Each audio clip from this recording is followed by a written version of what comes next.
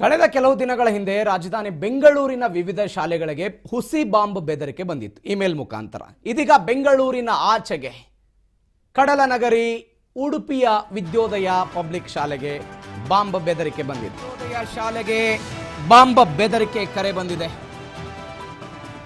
Email ಮುಖಾಂತರ bomb ಇಟ್ಟಿರುವುದಾಗಿ ಬೆದರಿಕೆ ಹಾಕಿದ್ದಾರೆ. ಬೆಂಗಳೂರಿನಲ್ಲಾಗಿತ್ತು. ಬೆಂಗಳೂರಿನ ಆಚೆಗೆ ಇಂಥದ್ದೊಂದು ಘಟನೆ ಆಗಿದೆ.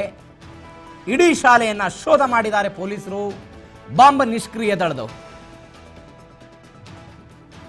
ಯಾವುದೇ ರೀತಿಯ ಸ್ಫೋಟಕ ಕಂಡು ಬಂದಿಲ್ಲ ಅಂತ ಅವರು ಮಾಹಿತಿ ಕೊಟ್ಟಿದ್ದಾರೆ. ಬೆಂಗಳೂರಿನಲ್ಲೂ ಸೇಮ್ ಹಿಂಗೆ ಆಗಿತ್ತು.